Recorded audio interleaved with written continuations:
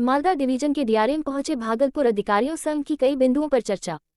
Malda division के DRM विकास चौबे आज Bhagalpur station पहुंचे। उन्होंने कई अधिकारियों के साथ कई बिंदुओं पर चर्चा की। वहीं डीआरएम विकास चौबे ने कहा कि हमारा पहला उद्देश्य है यात्रियों को सुरक्षा के साथ सफल यातायात कराना एवं मूलभूत सुविधाएं प्रदान करना। उसमें कई बिंदुओं पर हम लोगों ने हद तक काम कर रखा है, अब उसे जमीनी स्तर पर जल्द से जल्द उतारने की जरूरत है। वहीं रेलवे के कई अधिकारियों के साथ उन्होंने यार्ड टिकट काउंटर, बिजली, समुचित पानी की व्यवस्था, साफ सफाई, लिफ्ट से लेकर कई बिंदुओं पर चर्चा की। डीआरएम ने उड़ीसा की ट्रेन दुर्घटना को दोहराते हुए कहा कि उस घटना से हमें सीख लेनी चाहिए और हमें कई बिंदुओं पर परहेज करनी चाहिए जिससे किसी तरह की दुर्घटनाएं सामने फिर से न दोहराई जाए।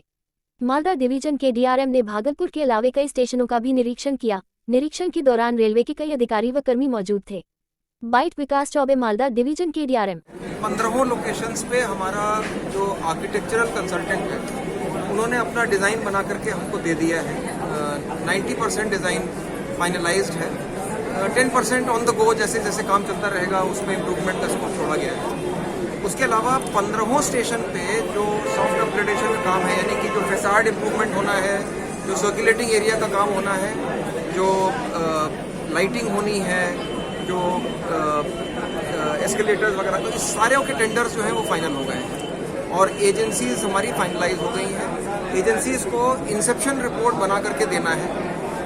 उसमें से कईयों ने इंसेप्शन रिपोर्ट बना करके दे दिया है, कईयों ने काम भी अपना चालू कर दिया है। जैसे साहिबगंज है, राजमहल है, कहलगांव है, मैं समझ रहा हूँ पिरपैती में काम चालू हो गया है। धुलियान, वेस्ट बंगाल के 2-3 स्टेशन है, फरक्का, धुलियानगंगा, जंगीपुर, इनमें काम चालू हो गया है।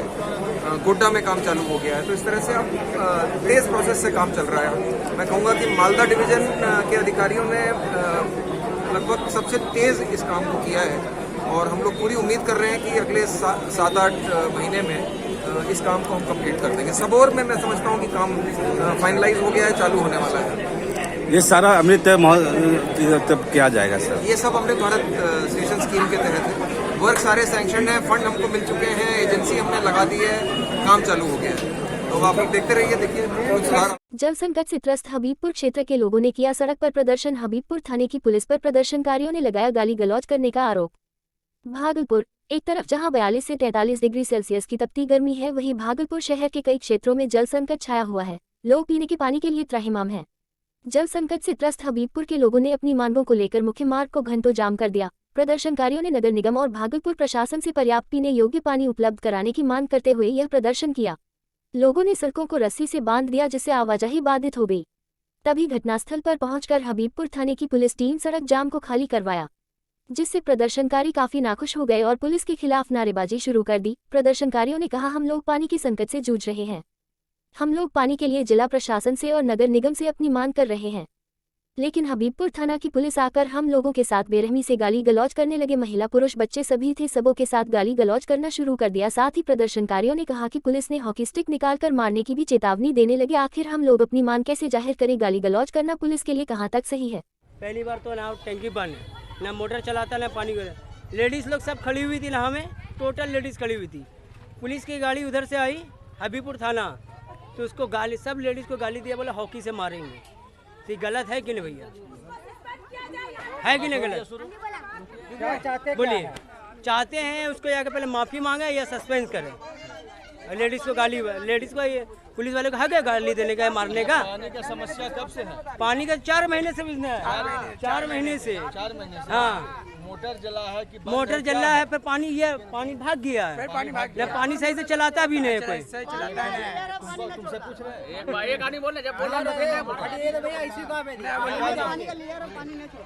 पानी का लेयर भाग गया, पानी छोड़ता नहीं और कोई सुविधा नहीं।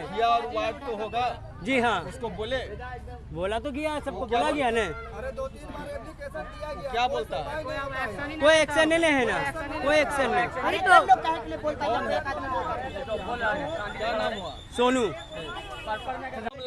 हम लोग पानी के लिए और लाइट के लिए खड़े थे, हल्ला हम लोग कर रहे थे, भीड़ लगाए हुए थे और वो पुलिस आया हबीबपुर का थाना और जाकर के बोला तुम लोग गाली भी बका और उल्टा सीधा बोल करके चला गया। हॉकी भी निकाला रख था सबको, जेंट्स लेडीज पुलिस सब इंतजाम किए थे आप लोग? हम लोग पानी के लिए और लाइट के लिए।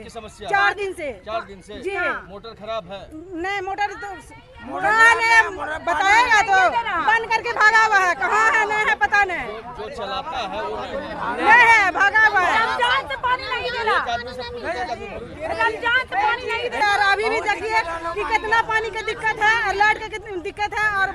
भी है। कौन मोहल्ला पड़ता है ये?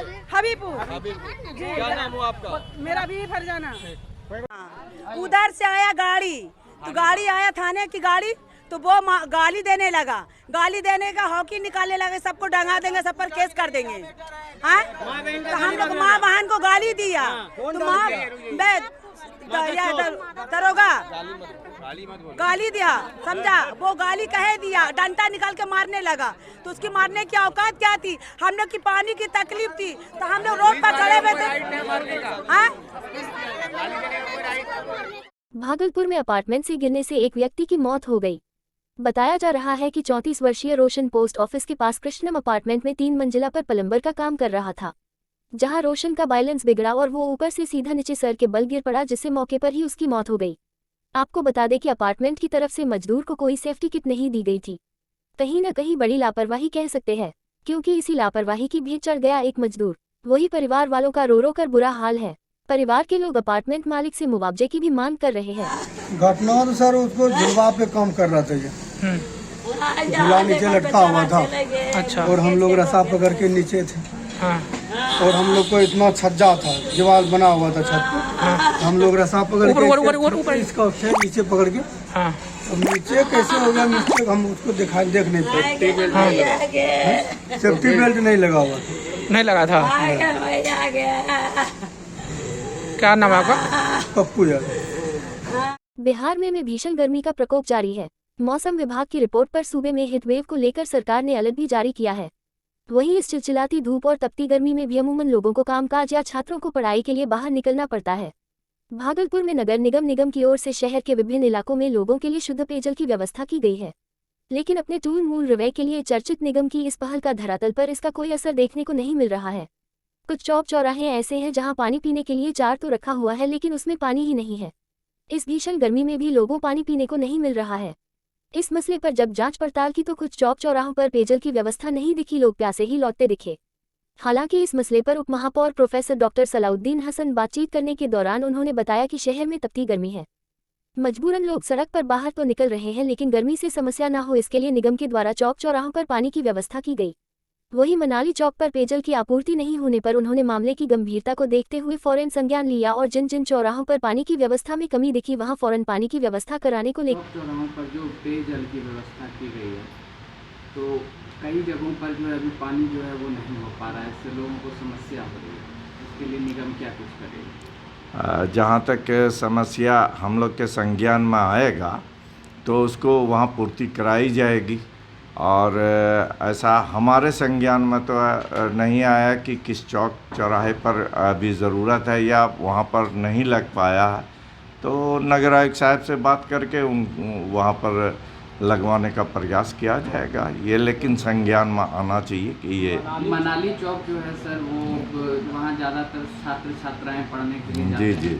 तो वो लोग जब पढ़ कर आते हैं उनकी शिकायतें हैं कि पानी अभी उन्हें नहीं मिल पा रहा है। मनाली चौक पिछले 2 घंटे से पानी नहीं है, सब छात्र परेशान है। ऐसा है कि अभी हमारे संज्ञान में आया है, तो हम देखते हैं कि किस कारणवश वहाँ पर नहीं लग पाया और ऐसे शीघ्र लगवाएंगे। पानी क्यों नहीं पिलाया जा रहा है? पानी ख़त्म हो गया। खत्म हो गया तो सूचना दिए? सूचना दे दिए, गाड़ी वाला को आएगा पानी देने के लिए। किस टाइम आएगा? बोला आ रहे हैं, अभी तक आया नहीं है। आधा घंटा पहले। अभी तक कोई रिप्लाई नहीं है? नहीं। कौन पानी ला के देता है? हेलो, हाँ यहाँ मीडिया वाला है, आइए। तो पानी भर में दिया ना, खाली गाड़ी लेके चलो दिए। पानी नहीं भरे हैं? पानी न लाइट कट गया ना। बोलता लाइट कट गया। लाइट कट गया? हाँ। किसके अंदर में है ये? 10 मिनट बाद फिर से भरे रहते। ये नगर निगम। क्या नाम है तुम्हारा? मेरा नाम अखिलेश कुमार हुआ। स्मार्ट सिटी के तहत बने स्विमिंग पूल में युवक के डूबने के बाद नगर निगम की स्थायी समिति आई हरकत में। भागलपुर में बीते दिनों स्मार्ट सिटी के तहत बने स्विमिंग पूल में एक 21 वर्षीय युवक की डूबने से मौत हो गई थी। उसको लेकर नगर निगम में महापौर के द्वारा स्थायी समिति आपातकालीन बैठक बुलाई गई, जिसमें भागलपुर की महापौर डॉक्टर वसुंधरा लाल ने कहा, जब यह स्विमिंग ओलंपिक के मापदंड पर बना है और इसमें ट्रेन स्विमिंग करने वाले खिलाड़ी ही हिस्सा ले सकते हैं, तो बिना ट्रेन बच्चे को इसमें कैसे एंट्री दी गई। साथ ही उन्होंने कहा कि जब वह बच्चा तैराकी के लिए गया तो उस समय प्रशिक्षक कहाँ थे? जल्द से जल्द जांच हो। वहीं उन्होंने कहा कि स्मार्ट सिटी के तहत कई योजनाएं चल रही हैं जिसकी राशि भी मुहैया कराई गई है और योजनाओं के बारे में वार्ता भी हुई है, लेकिन हम लोगों को इसकी कोई जानकारी नहीं दी गई है। गौरतलब हो कि इस बैठक में नगर आयुक्त का होना आवश्यक माना जाता है, फिर भी नगर आयुक्त उपस्थित नहीं थे, यह भी एक सवालिया निशान है। घंटों पार्षदों ने नगर आयुक्त का इंतजार किया, जब वह नहीं आए तो यह बैठक प्रारंभ कर दी गई। भागलपुर की महापौर ने कहा कि हम लोगों से बिना कुछ साझा किए स्मार्ट सिटी के तहत कई कार्य को आगे बढ़ा दिया जाता है, यह कहीं से सही नहीं है। कहीं न कहीं इसके पीछे षड्यंत्र रचने की बू आ रही है। बैठक में भागलपुर की महापौर डॉक्टर बसुंधरा लाल, उप महापौर डॉक्टर सलाउद्दीन हसन के अलावे संजय सिन्हा, प्रीति शेखर, रंजीत कुमार, संध्या गुप्ता के अलावे समिति है स्मार्ट सिटी का। ये इमरजेंसी बैठक, एक बच्चा कुछ दिन पहले वो स्विमिंग के दौरान स्मार्ट सिटी के द्वारा जो बनाया गया है स्विमिंग पूल, उसमें डूब गया था। तो ये बैठक उसी को देखते हुए किया गया है कि किस परिस्थिति में वो बच्चा जो अनट्रेंड बच्चा है उसको स्विमिंग के लिए अलाउ किया गया।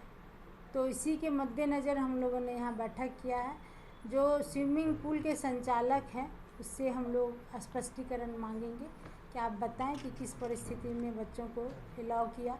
उन छोटे बच्चों को जो स्विमिंग नहीं जानते थे उसको आपने जो एक तैराक, प्रशिक्षित तैराक है, उसके लिए वो बना हुआ पूल है। जो कंपटीशन देंगे तैराकी का उसके लिए वो स्विमिंग पूल है और आपने किसी अनट्रेंड बच्चे को उसमें जाने दिया। इसके लिए हम लोग उससे स्पष्टीकरण मांगेंगे। प्लस स्मार्ट सिटी का जो भी प्रोजेक्ट है निगम को कब हैंडओवर हुआ इसकी कोई जानकारी हमें है नहीं, ना हमें है, ना डिप्टी मेयर साहब को है, ना ही किसी पार्षद को है, ना ही किसी स्थायी समिति के सदस्य को है।